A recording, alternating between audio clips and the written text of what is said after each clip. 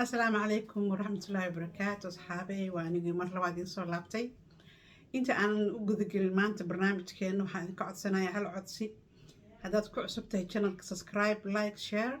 حتى أدنى شوكتينا كعم فرمان قصور وينا يا أصحابي مانت وحاني وذا قصوين كي تعالك أو ذيك برتين متكمد بانو حربنا مانت إذن لو ذاقو قصة مانت أنا إذن وذبحها لي ذا قصدي تعال يا فارح يا فاضمو qisada jacayl ee faarax iyo faadum waa qiso aad u leh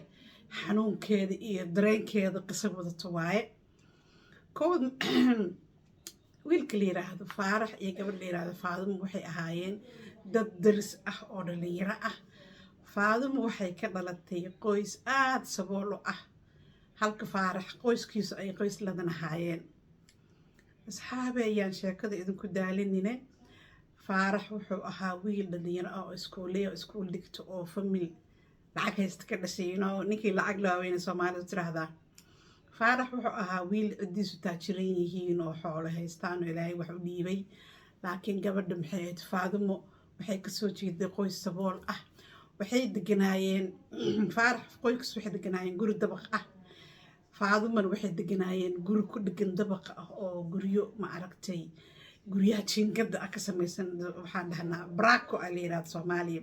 guri baraako ay deganaayeen qoyska Faadum waxay lahaayeen qoys lo leeyahay nolosha qoyska Faadum waxay ku xirneyd 3 neef oo lo ay lahaayeen oo maxay ahayd oo caanaha ka milsan jireen caanaha si iibsan jireen habeenka hooyadeed waxay dubi jirtay muufada diriska gadan jiray adiga qoys iska tabardarnay ahaayeen sheekada markii halkaa marayso wiilka faarax ahaa maalin kasta marka uu daaqada saa u furo maadaama ay kor degan yihiin ayaga ay ka sareeyaan reerkan buu wuxuu arkaa gabadhii Faadumo ahayd oo maxay ahayd meeshii xeradii lo-da ku jirtay nadiifinaysa xaaqaysa lo marka lo leeyahay qofka yaqaanay lo-da waxay u baahan tahay subax kasta in la nadiifiyo la xaaqo xeradii lo-da waxay u baahan tahay nadaafad dheeraad ah halkaasuu hoos u soo qooraansadaa markaasuu leeyahay hal gabadha miyaa gabadha Faadumo wiilka dareen jacayl galay soo u fiirinay subax walba gabadha halkaas dareenka jacayl kaga bilowday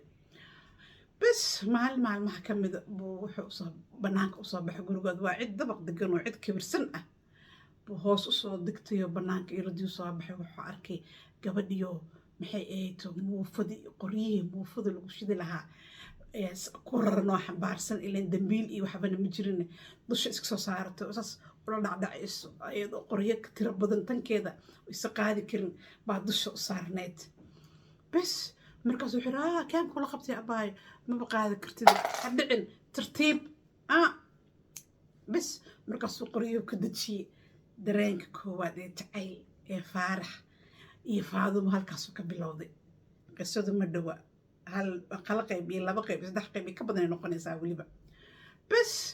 wuxuu yiri alla keen ka qabtay abaay ha ku fine bas waxaan rumaada qaadi kara maxaa u qaadi waayay tir hooyaday intii qaadi leed anaa dhalinyaro ah oo shaqeynayo oo ma aragtay qaadayo wax walba oo la ii diro qoryo ka dajiyay tinaarkii meesha ku shiday ila reerkan muufay gadaane bas